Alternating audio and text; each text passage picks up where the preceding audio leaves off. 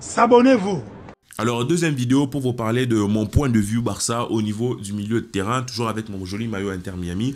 J'ai fait une précédente vidéo pour vous parler de mon point de vue Barça au niveau de l'attaque. Vous pouvez aller la voir pour ceux qui ne l'ont pas vu. Du coup, au niveau milieu de terrain, on en a beaucoup. On a Oriol, on a Francky, on a Pedri, on a Gavi, on a Fermin, on a Gundogan, on a Sergio Roberto, on a, ça fait déjà 6 ou 7 comme ça. On a qui d'autre? On a peut-être les autres jeunes de la baie, mais je pense que j'en ai peut-être oublié un. Mais on a beaucoup de milieux de terrain. On a beaucoup de milieux. On a Christensen aussi qui joue au milieu de terrain. Et est-ce que ce sont les milieux de terrain qui nous servent? Non, on a à peu près 8 milieux de terrain pour 3 postes. Voire 4. C'est trop. C'est trop, surtout qu'ils ne servent pas. Personnellement, je vais vous montrer, je vais vous dire ce qui serait mes moves en fait au milieu de terrain. Et vous me dites ce que vous en pensez. On va essayer de cumuler ça ou de coupler ça aux rumeurs. Déjà, les rumeurs d'entrée, il y a Bernardo Silva. Mais j'en parlais avec la frite, avec vous aussi certains en live. Faire venir Bernardo Silva, c'est bien mignon. C'est un joueur de qualité extraordinaire, vraiment très très fort. Mais pour moi, tu ne peux pas faire venir Bernardo Silva, tu ne peux pas avoir d'entrée sans sortie. Je ne parle même pas de finances, de 1 pour 1, de règles, du fair play, parce que nous sommes juste trop nombreux. Tu fais venir Bernardo Silva, à moins que tu aies comme idée, comme je l'ai dit dans la précédente vidéo, de faire jouer Nico à gauche. Et de l'autre côté, tu fais jouer Bernardo Silva à droite, avec Lamine Yamal en backup, parce que Lamine Yamal il n'a que 16 ans, il ne faut pas trop le surcharger, gardez ça en tête. C'est-à-dire que tu fais jouer Bernardo en attaque, d'accord, là je l'entends, que tu ne fasses pas sortir un autre milieu. Mais pour moi, si tu fais rentrer Bernardo Silva, il faut que tu fasses sortir au moins 2 milieux, voire 3. Donc personnellement, si je dois garder Bernardo Silva à l'extérieur de cette équation, lui, qui a très envie de venir au Barça, je pense que cette saison, c'est peut-être la dernière saison où l'on peut essayer d'aller le prendre. Si on ne le prend pas cette saison, je pense que peut-être qu'il ira ailleurs. Ça fait 2 fois qu'il y a des rumeurs très insistantes et je ne pense pas qu'elles sont aussi insistantes pour rien. Et je me dis que cette année, peut-être que si on arrive à recruter le 6 et notre ailier gauche, peut-être on va se faire un petit plaisir sur lui. Après, il faut voir combien il coûte. On peut négocier avec City, mais bon, bref. Là, tu as tous les milieux que tu as. Tu veux un numéro 6 en plus. Gardez ça à l'esprit. Bernardo, numéro 6 en plus. Pour moi, il faut réfléchir en te disant que est-ce que Christensen reste en 6? Si Christensen ne reste pas en 6, il peut aider bien sûr s'il y a des blessures et tout, et que tu remets Christensen à la défense, je vais faire une vidéo juste après ça pour parler de la défense. Si tu remets Christensen à la défense, ben, tu ramènes ton 6, il faut que les milieux de terrain sautent. Gundogan vient d'arriver, il ne va pas sauter.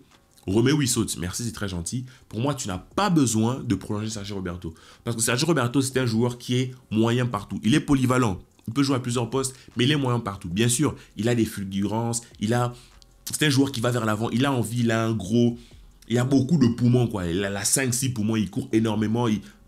Vraiment, le travail, c'est bien mignon. Mais on n'est pas l'uniciel. Il faut arrêter de croire qu'on est une grosse famille, une grande famille où on se donne de l'amour. Non, on est une équipe de football, on veut gagner des titres. Donc, pour moi, tu n'as pas besoin de prolonger Sergio Roberto. A priori, tu vas le prolonger. Peut-être pour être remplaçant au poste de latéral droit, je ne sais pas. Mais personnellement, si tu fais reculer Christensen et que tu prends ton numéro 6, on va pas mettre de nom. Enfin, mettons un nom pour vous faire plaisir. Disons que tu prends Zubimendi. Chose qui est peut-être la deuxième option la plus susceptible parce que je pense vraiment que, vu l'insistance qu'il y a avec Kimmich, il y a des chances que ce soit Kimmich que l'on prenne. Mais bon, déjà, si tu prends Zubimendi et que tu le mets au poste de 6 et que Christensen recule, là, le remplaçant de Zubimendi naturel à son poste de 6, pour moi, ça doit être un jeune de la baie. Ça ne doit pas être Guido Rodriguez. Parce que, encore une fois, tu bloques un peu de la progression des joueurs de la baie qui peuvent t'apporter quelque chose. Et je ne trouve pas ça très sensé, sachant que Christensen peut aussi jouer en 6, peut aussi remplacer en 6. Et quand on l'a vu jouer en 6, franchement, il s'est amélioré à ce poste et il a été de plus en plus à l'aise, balle au pied. Parce qu'au début, moi, je le reprochais que balle au pied ne servait à rien à la sortie de balle. Mais là, il s'est amélioré. Au poste de défenseur, on l'a déjà vu faire des très belles sorties de balle. Donc, personnellement, tu n'as pas besoin de faire venir Guido Rodriguez. Si tu prends ton Zubimendi et que tu mets en backup Christensen, peut-être, ou tu mets en backup le petit Casado, même le petit Bernal de temps en temps pour qu'il y ait des minutes, ben, le joueur que tu fais sauter, malheureusement, ça va être Francky de Jong. Parce que je vois très mal Gavi sauter. Gavi est devenu un peu l'âme de cette équipe. Je vois très mal Pedri sauter. Gundogan est là depuis longtemps. Fermin ne va pas sauter parce que Fermin, à chaque fois que l'on parle de vente, de mercato, de valeur, tout ça, on ne parle jamais de Fermin. C'est un joueur de devoir. Donc ça fait que si tu mets Zubimendi en 6, et que tu joues avec 3 milieux de terrain, il ne te reste plus que 2 postes. 2 postes pour Gavi, pour Gundogan, pour Pedri, pour Fermin, pour De Jong. Et entre tous les 5, Je ne sais pas, peut-être que De Jong va être en double pivot, peut-être que ça va être un double pivot, mais a priori, avec les sacrifices qui doivent être faits cette saison, si c'est pas De Jong que tu vends, tu vas sacrifier derrière Araujo. Dans la balance, je pense que De Jong va être sacrifié, parce que je me dis, si il est encore une fois, il reçoit encore une charge de la part du club pour être vendu, et que lui de son côté en a un peu marre, pour son âge, pour le talent qu'il a, peut-être son désir d'aller l'exploiter ailleurs, je pense qu'il y a des chances qu'il parte. Après, moi, si je pouvais, je le garderais. En double pivot, ça serait juste exquis. Mais si tu as Zubimendi, tu as Frenkie de Jong en double pivot, très très joli. Et devant, il ne te reste plus qu'un seul poste pour Pedri, pour Gavi, pour Gundogan, pour Firmino. Moi, je vous l'ai dit clairement, ce poste-là, je donne à Gundogan. Parce que pour moi, Gundogan, c'est notre meilleur milieu de terrain cette saison. Je débat avec personne. Pour moi, je mets Gundogan. C'est-à-dire que derrière, tu as énormément de postes que tu peux exploiter comme remplaçant. Après, ce n'est pas mal dans l'idée, parce que tu peux toujours te dire que le remplaçant du double pivot avec Zubimendi, ça peut être Pedri, qui peut tourner autour, ça peut être Gavi, ça peut être intéressant. Gavi peut jouer aussi en faux neuf et tout. Donc, dans l'idée, c'est trop de milieu, mais pas trop non plus, parce que Gundogan n'a pas non plus 10 ans devant lui, et ceux qui sont là vont continuer d'évoluer, mais c'est juste pour dire que moi, je vois très mal, déjà, rendez-vous compte, cette équipe-là, et y ajouter un 6, y ajouter Bernardo Silva sans que qui que ce soit bouge. Je pense que cette saison, on va peut-être faire un sacrifice, peut-être 2 gros sacrifices, en sacrifiant Frenkie de Jong et Araujo. Mais pour moi, si tu es déjà dans cet élan de sacrifice, tu sacrifies Araujo, tu sacrifies Frenkie de Jong, tu remets Christensen en défense, et tu sacrifies Guy Rafinha. Avec ces 3-là, tu peux clairement te faire peut-être presque 200 millions dans les ventes. Si tu es sérieux, si tu es consciencieux, tu peux te faire presque 200 millions sur les ventes. Tu es en 1 pour 1, tu peux investir sérieusement ailleurs. Sérieusement ailleurs. Donc, peut-être que le club va aller dans ce sens-là. Mais moi, au niveau des milieux de terrain, je partirais sur le 6 que j'achèterais. Vraiment, il faut aller voir si on peut aller bouger Guimarães. Mais a priori, ça va être très compliqué. En première ligue, tout ça, à négocier les prix. Donc, je préfère un 6 fixe.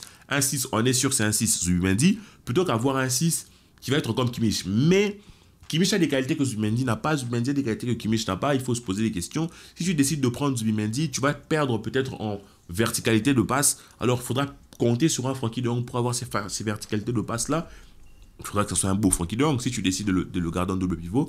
Mais si tu décides de faire jouer juste Zubimendi en seul poste 6, de vendre Frenkie de Jong, alors tes 2 autres postes de milieu de terrain doivent être occupés par des joueurs qui vont casser les lignes, parce que ce n'est pas le délire de Zubimendi. Mais en même temps, si tu vas prendre Kimmich, lui, tu es sûr, il va casser les lignes, il va intercepter quelques ballons, mais il va être un peu moins fort que Zubimendi dans ses capacités à intercepter les ballons. Vous pouvez aller vérifier les statistiques. Donc, peut-être tu vas mettre en place un pivot Kimmich, Frenkie de Jong. Mais est-ce que ce n'est pas une passoire? Ah, j'hésite. J'ai l'impression quand même que Xavi aurait quand même cette intention-là de mettre un double pivot Kimmich, Frenkie de Jong, à voir. Peut-être qu'on va être surpris en fait de voir un talent naître des deux. On verra. Moi, je suis un peu dubitatif. J'ai du mal à me projeter. Franchement, ça serait très beau, mais j'ai vraiment du mal à me projeter vu les lacunes de Frenkie de Jong en défense et les lacunes, pas les lacunes, mais les faiblesses de Kimmich, mais en tout cas au milieu de terrain, je nous vois très mal aller concourir en fait pour Guimarães, ou aller réussir à aller gratter Kimmich et garder Frenkie de Jong. Pour moi, c'est très illusoire. Après, on va voir le mercato, comment le mercato va se passer, mais a priori, si je vous donne mon ressentiment serait que on aurait un Kimmich qui arrive au FC Barcelone, et voilà, même si Xavi pleure Zubimendi depuis longtemps, moi ce que je voudrais, c'est que tu prends Zubimendi, tu gardes Frenkie de Jong, je sais pas, tu discutes, tu fais un miracle, et devant, tu vas jouer en double pivot, et devant tu vas nous mettre Gundogan, de temps en temps tu vas mettre Gavi, de temps en temps tu vas mettre Pedri, tu vas mettre Firmino. On a besoin de valeurs sûres, et malheureusement les valeurs sûres ne sont pas toujours chez nos jeunes de 19 ans. C'est très bien, mais il faut aussi compter sur de la constance et sur de la polyvalence en la personne de Gundogan. C'est ce que moi je fais au milieu de terrain. Donc en résumé, s'il y a à vendre, il ne faut plus hésiter. Si tu veux vendre Frankie de Jong, tu vas tout droit, tu dis à Frankie de Jong, voilà, on a une offre de je ne sais quel club, on veut que tu partes. Tu lui dis clairement.